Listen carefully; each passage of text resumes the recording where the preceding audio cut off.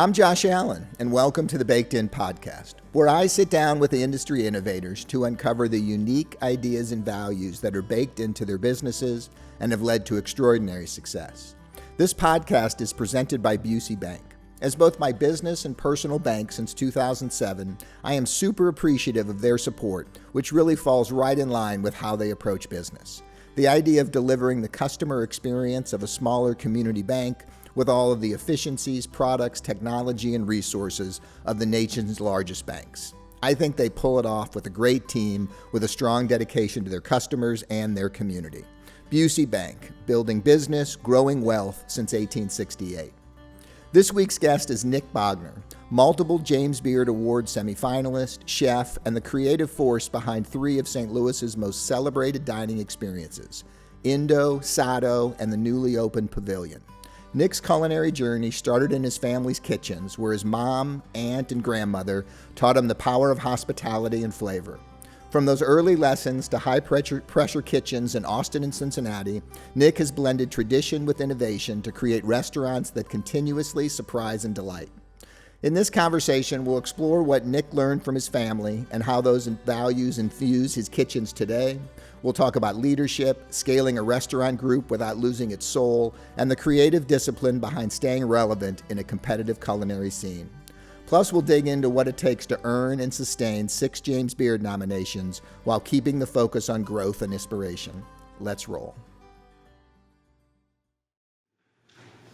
So where I was kind of interested in starting, and it's going to be a long-winded approach to this question because when I opened the bakery, was the head baker for 6 or 7 years, and eventually reached a moment where the tug on my shirt, the bank is calling, the tug on my shirt, this piece of equipment is broken, the tug on my shirt that this routing needs to get done. Like eventually I couldn't focus on being the head baker and also running the business. And what's interesting to me about you is you sort of, I think, with Pavilion, and correct me if I'm wrong, have gone back into the kitchen in such a intentional way with the Friday and Saturday nights and the 2 seatings and the small thing. Like, how are you, just talk to me about doing that and still having 2 very successful, busy, bustling restaurants going? I will say, I'm much better at being the head chef, I think, than anything. That's my normal skill set. It's my comfort zone. And with the way my business works, I'm super lucky to have my mom and dad still involved with the business side of things, especially. And they kind of keep a lot of stuff off my back, we work through a lot of the bills together. My dad is really great with finance in general. That was his job for the longest time. So it's amazing to have that. It's kind of incubated me for the longest time. I think it's a huge reason for the success. Your mom's still in the restaurant. Yeah, she still works with us. Now. But does she still have Nippon Tay? No, so Nippon Tay closed kind of right when we moved to Sado. That was kind of the idea too. We could kind of handle it at the same time. But I will say, that allowed me to get to where we are. I think now is the idea is that I am starting to become more of the business side of things and be in charge of more things like that.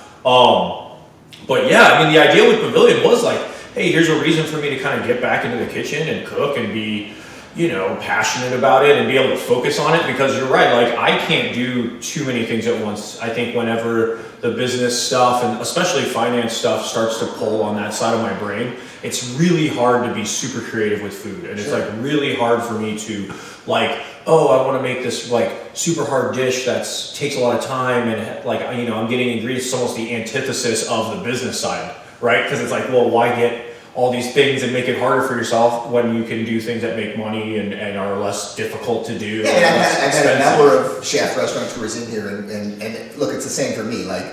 If the shit hits the fan and I just need a break, I'll go work the oven. Yeah. In some ways, I'm going to use the term hide. You can kind of hide from all the nonsense, especially if you're doing something that takes complete attention, right? And so. And I don't. Is there some of that going on? I think you're nailing it, man. And I don't mean that negatively. I get it. You're right. When we opened Pavilion, I was doing every service, right? So that was about 6 months of me doing every single one.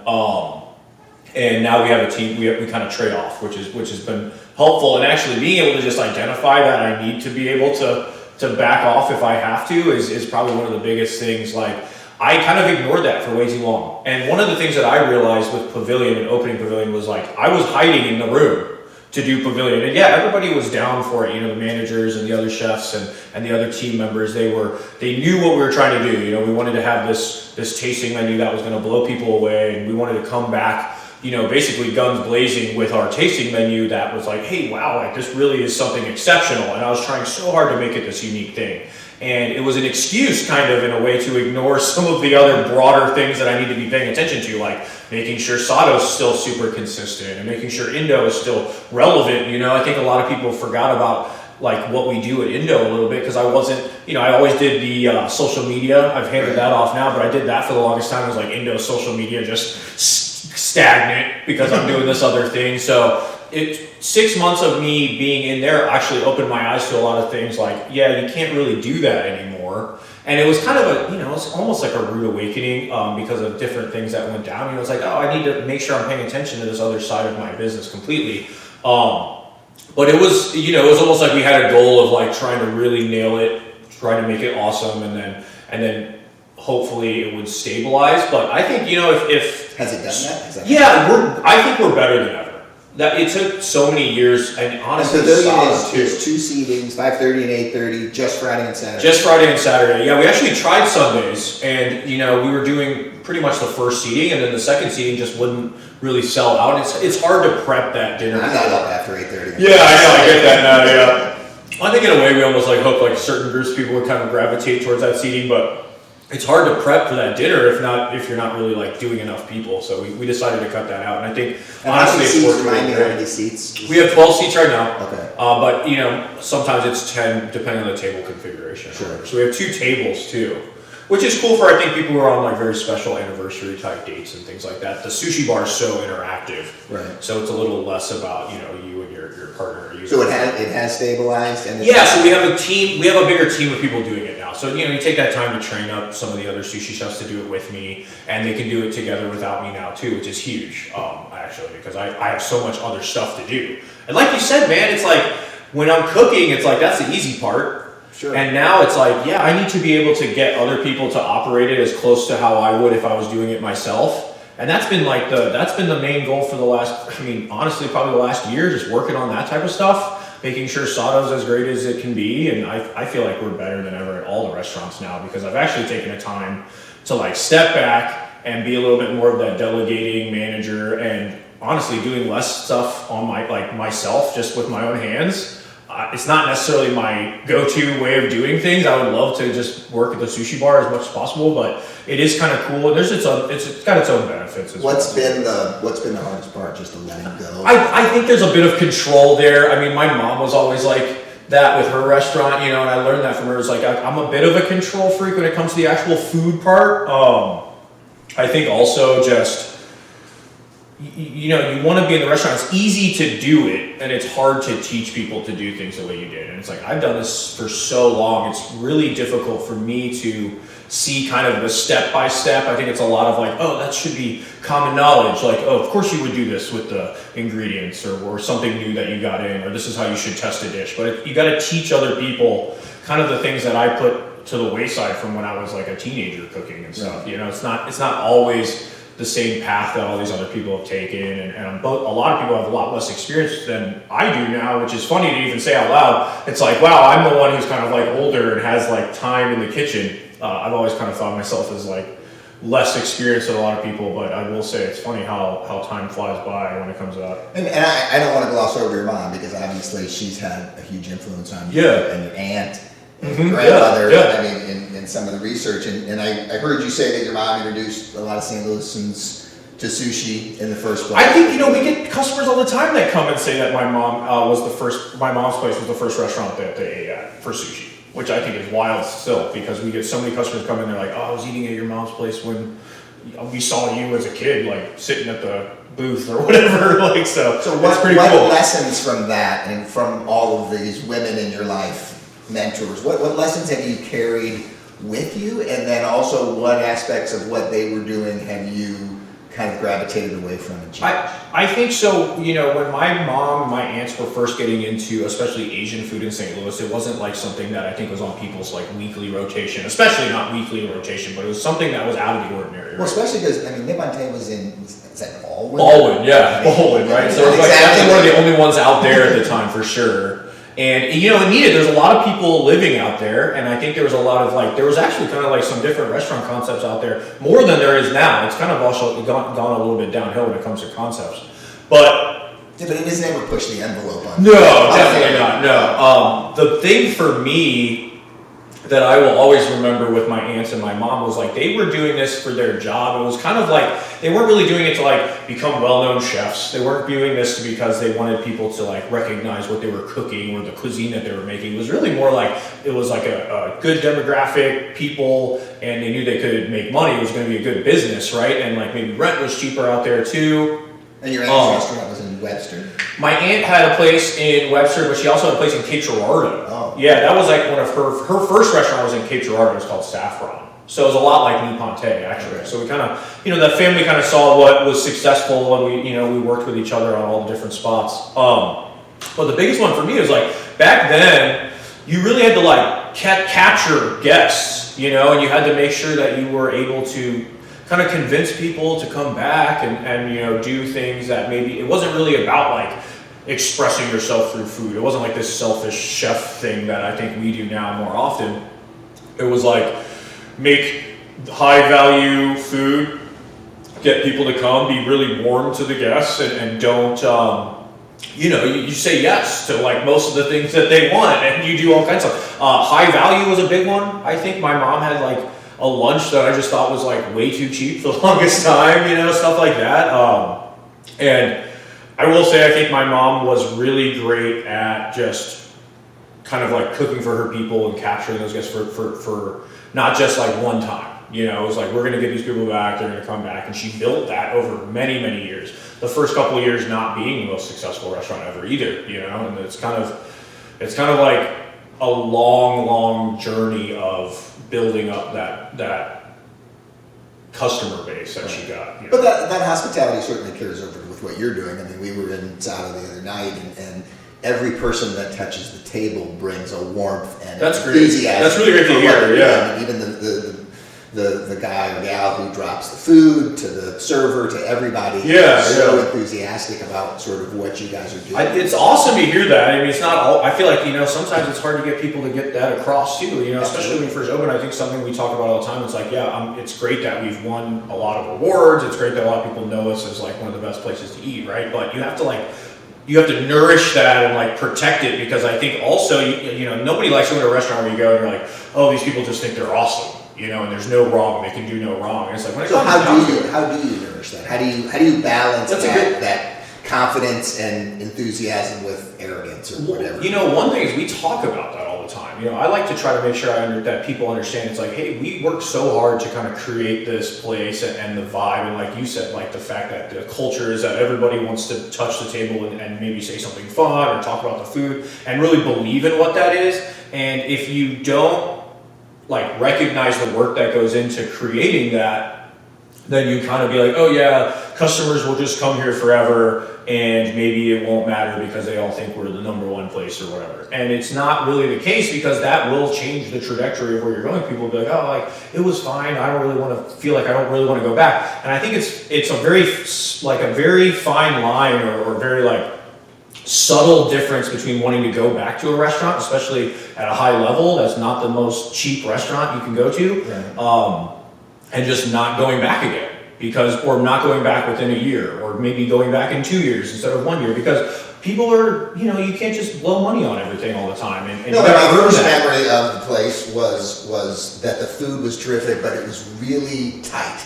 I remember the tightness of the tables, and you felt like you're right on top of your neighbor, which is okay, but then the server couldn't figure out how to integrate with that, and that was the memory that I was left with. Right. In addition to like, wow, we tasted some really delicious food, but it was also this, like, they're just cramming the shit out of this place. I'll tell you what, I noticed a big difference the other night with how you spaced the restaurant. I think there's so many things like that people won't know about opening a restaurant that is so major to, like, getting you back, right? And even if it just makes you feel like, oh, I'm not going to come back for a year, right? And that's a huge thing for us because we want to get people back within a year at least, right? I want to make sure that you feel all the things you need to feel to come here and just enjoy your dinner. And little stuff like that is huge. We definitely changed the table layouts a little bit. When we opened, we are still a family business too. It's like, there's so many things I wish we had now that we didn't have when we first opened. Like the sound was it was so fucking loud. Like people were mad about that. Which in some respects, it's like, it's cool, right? Like it's something that's not St. Louis. It doesn't feel, it doesn't. It wasn't that like shrouding warm loud though. It was like bouncing off the walls, like hurts your ears kind of thing. And I remember we were like, we just got to do something about this. And we spent probably 2 weeks just getting as much sound dampening stuff and like sticking it everywhere we could. And I feel like there was times, like I think we got somebody in like from New York Times or something, and I still think that was too loud for them to be happy about the dinner. And I was like, that was like an opportunity wasted. That was a big one for us. Yeah, we talk about, for me, earning people to come back regardless of any kind of outside award or other people telling them that they should eat with us or whatever. Come back because you like being here. And if you work on that constantly, then I think guests will always come back, and that trajectory of being busier and busier over time. What about in hiring? Like when you're adding people to the staff, are you in some way selecting for that warmth or enthusiasm? Is that something that you think you can interview for?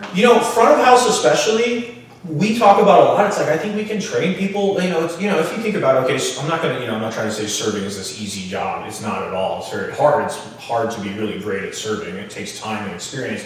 But I think us teaching somebody that, it's almost like a cliche thing to say, I think, with business, but it's like, we can teach you how to serve, but teaching you how to be like have a nice vibe and have a good attitude when you're at work and maybe even just enjoy being in the restaurant at all. That stuff I can't really teach people. I think a lot of people work in restaurants because they have to.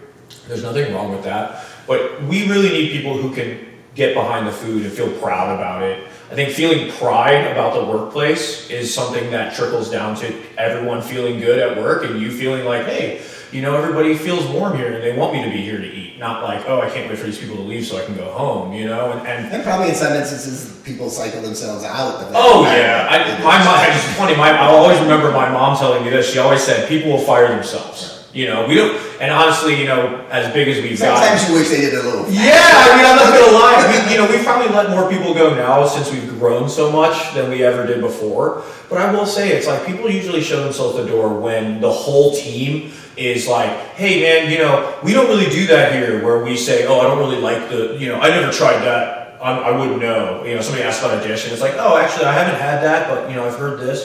It's a very subtle difference, right? And I think now that you have such a team of people who care about the food that we make and are genuinely interested, that's another one too. We want people who want to learn. People don't start with us knowing everything about Japanese food or Thai food or sushi especially, and it's like a whole other language to teach them. And if they don't have like a small amount of interest or curiosity to learn about that, they're never going to want to do what we do, right? And they should probably work at a place where all the food is very normal to them, right? So that's huge for us too. And when somebody comes in who doesn't really want to do that or doesn't want to get on board with like the small details that we think are important, typically they show themselves the door, And I think the biggest one for us is like, can you hang out with us and geek out about food and feel a little bit nerdy about, maybe Japanese cuisine in general and more specific sushi. If you love it, you'll probably fit in here and you'll probably enjoy doing it, Right. Anything that you, and I don't know how to ask it other than like, is there anything that you intentionally left behind from what your mom did with the way the restaurant? Yeah, the point I think that I was. there was a generational. Yeah, I was kind of in a way I was like, so yes, like my mom would do anything for a guest, and I'm kind of big on saying no. I will say that, and I think for a while there, her and I too, we kind of butt heads over that. But I'm not gonna just because you've eaten here for or eaten at my mom's restaurant for 10, 15 years. It's like, no man, I can't get you the 10 top at 7:00, and it is like it is harder to get into now. Unfortunately, but where did you learn that ability? did that come from? I think honestly it was probably when I first started working. When I first moved to Texas, I moved to Austin, Texas, and worked at Uchiko, and it's like, it's a very strict restaurant to work at. There's very serious rules, and I think when I was younger, I was like, that's a dumb rule. Like, I don't know why they have to, be so serious about all these things. Right. Yeah, of course, exactly. So we had a family business. You kind of trust people more. But I think at Uchiko, it was like, you give somebody an inch, you get a mile, right? And like, they were very strict about obviously everything with us as employees, but also with the guests too. It's like, if you're late, we might have to give up your table, and then you realize it's all for the kind of greater good of every guest's experience, right? And you start thinking about that. I want to treat people as well as I can, and we'll try to make as many amenities to somebody's meal as we possibly can. But if it starts to affect other guests or the experience of any other guest, it's like now you're kind of ruining that greater good, right? And I think a guest who's been here once should get the same treatment as a guest who's been here 90 times. And I think that's important, man, because it's like preferential treatment. Sure, like we know you will enjoy these things, and we'll do it if we can, but I'm not going to take away from the table next to you, and I think that was the move to Texas specifically for that restaurant? I did move to Texas to work at that restaurant. A good friend of mine got in there and basically got me the job. He told the chef about me, and he's like, this kid's been working in restaurants his whole life, and I think you should, let him come here and get it a shot. It's hard to move, it's hard to move to a bigger city from St. Louis, and you have a resume, but my resume was like mom's restaurant, right?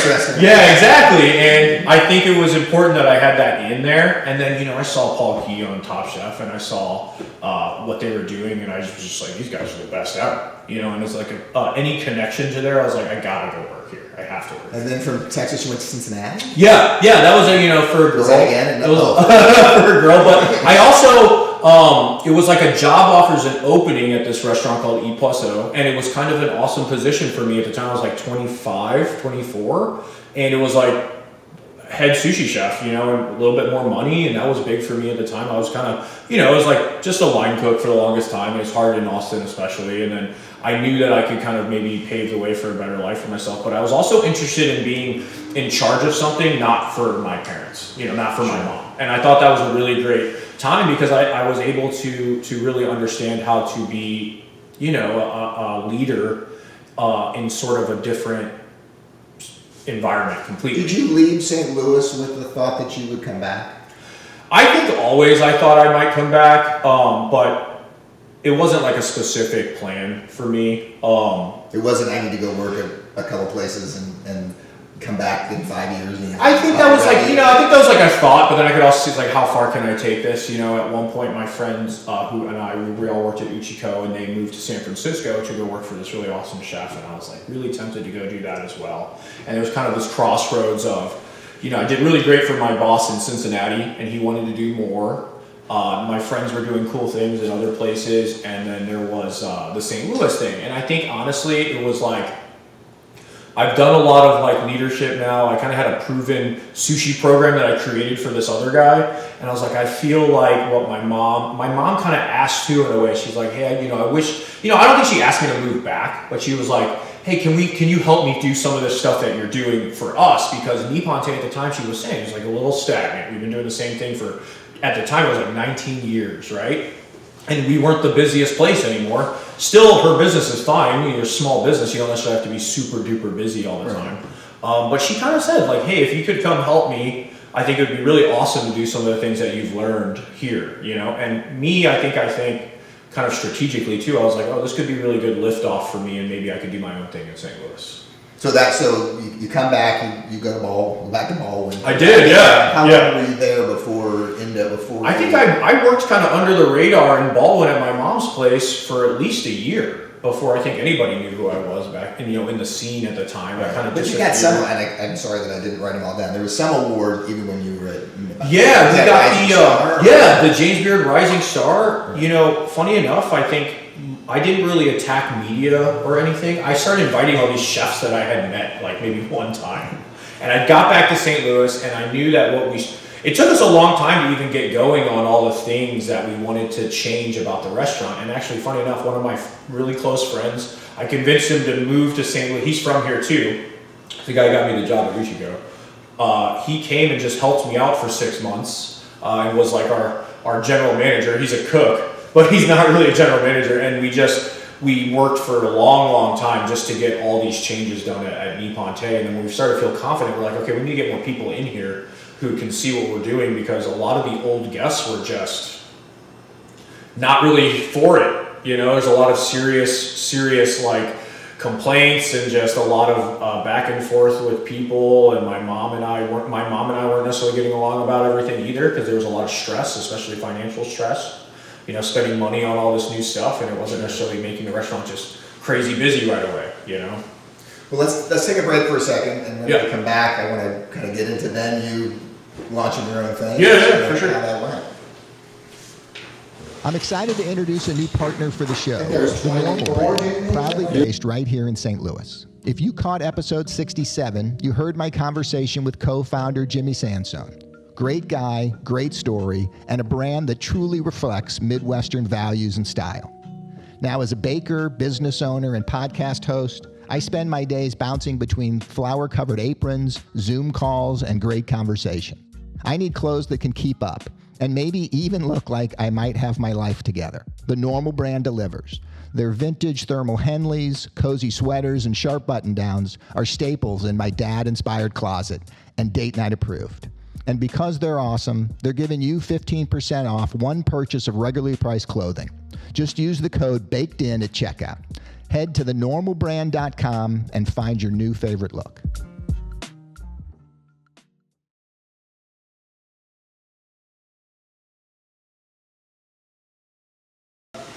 So you're butting heads a little bit with Oh yeah, I will say we butt heads a lot, because it was essentially boiled down to like, I want more stuff from Japan. I want to use all fresh stuff. I want to use better quality things, like even things like, well, we need prettier plates, right? That's something that wasn't really part of the template back when she was starting, right? I spent all this money. I convinced her to let me spend money, and then more than anything, more than new customers, especially, we were just getting complaints from our old guests. There was a ton of guests that had been eating with her forever that were we were dead to them for certain little changes and stuff, and you had to really kind of stick to your guns. So when you left to open Indo, did she roll that back for a period of time and sort of go back to what they did, or? I do remember us having a lot of meetings like, I am all in on Nippon Tay. I'm not trying to just do this until I can open Indo, right? And Indo became part of the plan really when I moved back. I was like, if I can move back and we can make Nippon Tay have some cool, we can become this kind of premier sushi destination, because nobody was really doing all the things that we wanted to do. There were some people doing some stuff, and it wasn't like, we wanted to bring that Ichiko kind of fancy sushi vibe to St. Louis, right? Which in a strip mall in Baldwin is not. It's hard, right? Yeah, and but at the same time, I was thinking like, if people see what we're doing, they will probably come out here, because it's not like anybody else, and we need to really stick to that. And then so you get the kind of normal hate on that because people are expecting something, and then you kind of break through that eventually, and then it's just like, it was like gangbusters after we broke through that. And then we got that James Beard Rising Star nom, and a lot more. I think it was the Post-Dispatch first, before that like re-reviewed us, and they didn't give us like the highest rating or whatever, but they did post like this beautiful picture of like our food, and it said something like St. Louis's best new sushi or something like that is in a 15-year-old restaurant or something, and it was like a great article, and it really, it was like the next day people started coming out, so that was really cool. And it wasn't until then we knew like, let's do this, let's do Indo now, we're like ready to do it now. But it was almost like, it was a little scary, I think, at the time, like, if we can't get Nippon Tay to go, I don't know if we should do another place. Right. And it wasn't the worst life ever either, at Nippon Tay. Like, it was kind of, for me, honestly, if I think back, it was kind of chill, it was kind of cool, being the head chef of a smaller restaurant, and we didn't have so many employees, and, we could kind of play with food, we had more time to. So that was kind of fun. So it wasn't like I hated my time there. Right. So Indo opens to quite a bit of critical. We were hyped up before we opened that, yeah. And I think it was because of the James Beard Rising Star thing for sure. Everybody is so into James Beard here, and then it was like it was for me and my mom. We've done our little projects here and there, but this was the first time we opened in that setting where it's like, okay, we are going to be busy out of the gate, and we need to like nail this opening, and it's going to be totally different from anything we've done before. So that was kind of cool. It was definitely a learning curve too. Sure. Yeah. It's a great neighborhood, up and coming, so much great food around you with what Ben was doing at the time, and Ted, and I had met Ben and Ted, and in a way, I think that was kind of why they Ben reached out to me when the space became available too. It was like, hey, Nick's kind of this, he wants to do something new, and having that little bit of like relationship with him had me on like his list of people to reach out to. So I don't think if he reached out to me, I would have been able to get the space either. Right. So I felt pretty fortunate to be able to be like positioned to go in that neighborhood. So all of your places have very distinct identities.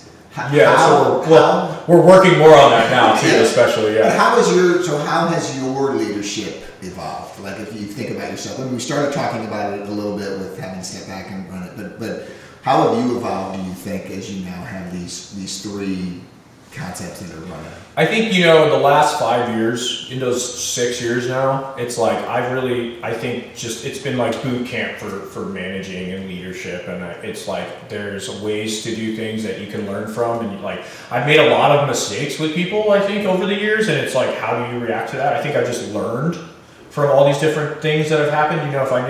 If I couldn't keep somebody and they left, or they left in a bad way, or all these types of stuff, try to like be honest with myself about what happened, and also to not be too hard on myself either, because like I think when we first opened Indo, it was hard. I wanted to please everybody in that restaurant who worked for me, especially, and I got all these people working for me that had like great experience. That was the first time for me too, because we couldn't hire anyone in Baldwin who had a bunch of cooking experience, especially at great restaurants, right? And it was the first time I had a team of people who were all kind of like experienced, trained line cooks who have seen other owners operate, who have seen other places operate, and expect it to be excellent for their workplace as well. And one of the things that I will always think about is I tried to make those people so happy that I started to make poor decisions as the leader of the business. And ultimately, it's like my business, and I need to have a stern but fair feeling about the decisions that I'm making, right? So you can't please everyone. You can make wrong decisions as long as you react to the repercussions like fairly, right? And I take opinions and I take everybody's kind of opinion into account, but I also try to make sure that what we're doing is right for the restaurant, right? Right for the restaurant, not individuals and stuff like that. And I think there was a lot of times where maybe, oh, this guy wants to do this and maybe I'll just let him and he won't be mad and he won't quit. I was like afraid of people quitting, which was crazy. So, people are going to come and go and you can't be worried about them leaving. And if they do leave, you got to figure out how to move on past that, right? But then less stressed about that. The jump from 1 to 2 is probably the biggest jump, right? Because that's when you go from this is my spot, I'm in the kitchen every day, you're there, and all of a sudden now you're bouncing back and forth, and I got to give 3 months, 6 months of attention to this new place, and how do we keep the old one going? And a big one for me too was when I opened Indo, I wasn't really at Nippon-Te as much anymore at all, like not even close. And I wish I could have been more. And Nippon-Te kind of some quality things change, and we don't put the right guy in charge or whatever. And how long did that stay open? 2-3 years. Okay. Yeah, we moved it in right before we opened Sado. So basically 3-4 years. 3 years of Nippon-Te and Indo being still open, and we had COVID in the middle of that too. So it's hard to remember what the fuck went down during that.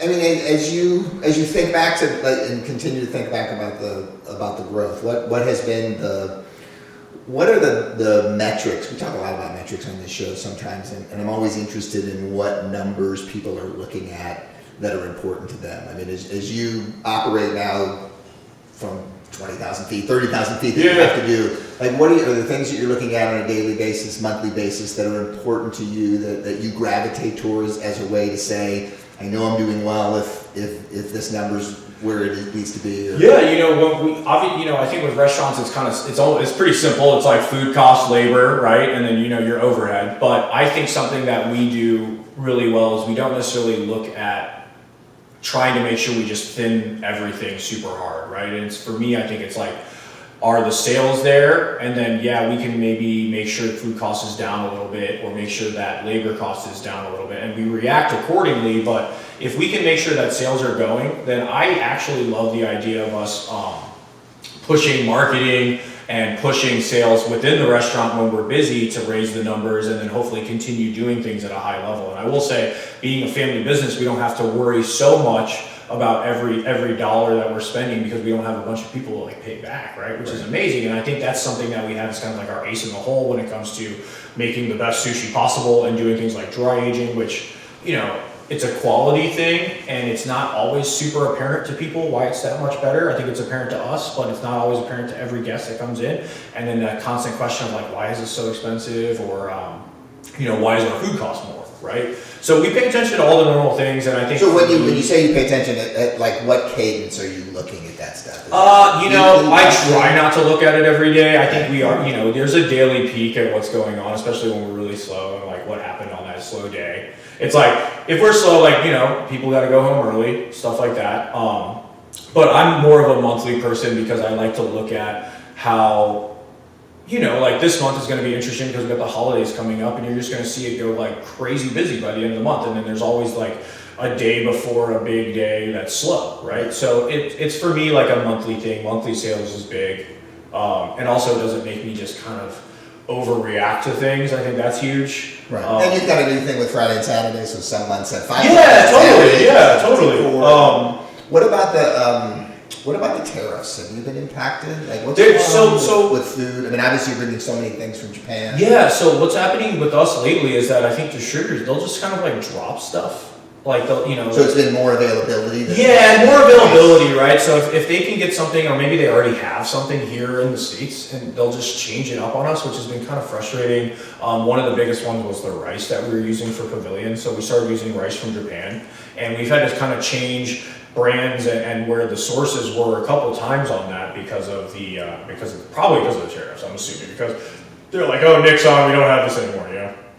And so we switched a couple times, but lately it's been okay because has been like another version that's been good enough for us, and we haven't necessarily felt like we're just using like a crappier product yet.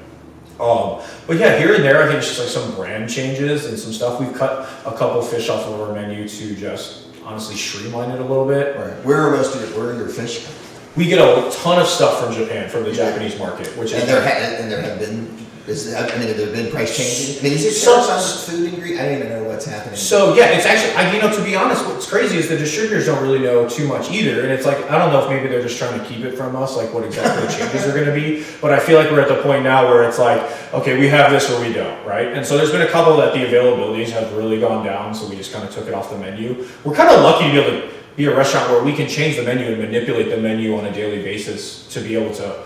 You know, if something gets crazy expensive, we can kind of change it and take it off, you know? A big one... Well, you're carrying fish that, like, I don't know very much about it, but horse mackerel and ocean trout things on the menu that I'm not seeing, obviously, in other places. And we get stuff from all over the world, too, so it kind of helps, like, hedge things. Like, one of our favorite things to use is ocean trout. We're getting that from Norway right now. And it's excellent. It's like an excellent product, right? So as long as we kind of have methods to get things where, as long as the product is good, we can just, you know, kind of manipulate the menu to make sure that we're having the selection we like to have. You know, have you delegated that? Are you the I actually, crazy enough, so this is like new me, man. I have a guy who does the fish order for me now. We've been working together forever, and obviously the idea is that I'm like, you know, supporting everybody in their positions. But that's been the biggest thing, I think. In the last year or 6 months, I've got people doing jobs that I used to kind of always do. Fish order was a big one for me. Now I have my chef de cuisine and one of my head sushi guys doing that. We have two lead sushi chef. We have a lead kitchen guy, a new sous chef. We have 2 people at Indo doing all this stuff too. So that was kind of new for me, man, because instead of having like lead cooks or sous chefs and stuff, it was like me and one other guy. Right. You know what I mean? And that's been. How does it feel? Honestly, right now it feels great. At first it was a little difficult. Yeah, like, you know, it's like a learning curve, man. And I learned that I'm not that great at managing managers, and that's like a new skill for me. And you know, honestly, once it starts rolling, it's like, wow, it's like a hard hump, but when you get over the hump, you're like, no, it's cool to realize, especially when you hand off something to somebody who's better at it than you were, and you realize that purchasing is somebody not running out of ingredients that I was running out of. Yes, absolutely. Scheduling production is smoother. And because they're there and that's their gig and they're like paying attention to it and they're really taking it on and they're proud about it too. And I think one thing, my guy who purchases fish, I think he's very proud when he sees the food costs go down a little bit, and he sees that we have everything we need, and that the menu's kicking ass, and that the fish is very awesome because it's in season, rather than me kind of like not changing the order because I haven't gotten to it, things like that. And I'm like, I couldn't be more proud of the team right now. And I also think Sado, and I mean, I'm sure you probably saw this going in last week versus when you first went in, it's like, we're just 1,000 times better than when we opened. And it's because the team is actually like gelling, and I'm like, I finally got people doing stuff rather than me trying to run a huge restaurant, a solo or whatever. So a guy like you then, it's in this really good spot. Does that mean there's another concept coming? I have some seriously great ideas for other concepts, but right now I think the goal is to continue this kind of awesome culture that we got going. It's nice to kind of step back a little bit and see from like not at the sushi bar what's going on at the restaurant and seeing things that I can improve. Honestly, it's really just more in like a systems way now. Right. And I think that. So how do you spend your days now? Meeting with everybody. I think that's a big one. I go in, I meet with almost everybody, kind of, at least 2 or 3 times a week with just each leader of each kind of section of the company. And then menu meetings is really fun. I think the coolest thing about my job now is like it's a big part of me just to go in and kind of inject some creativity and some ideas to what the menu should be and keep things very like dynamic. Indo's lifeblood, I think, is the menu being very fun and changing often and pushing the food very often. And my main gig, I think, there now is to go in and just meet with the chefs and come up with fun ideas. And it's super cool to be able to do that. And then when, if they're super busy, I can go in and I can help with some of the new stuff. And it's great being a chef and just going in and like playing with food, and it's like the best thing ever. I mean, I find myself doing a lot of, for lack of a better term, cheerleading, like that. Yeah, totally.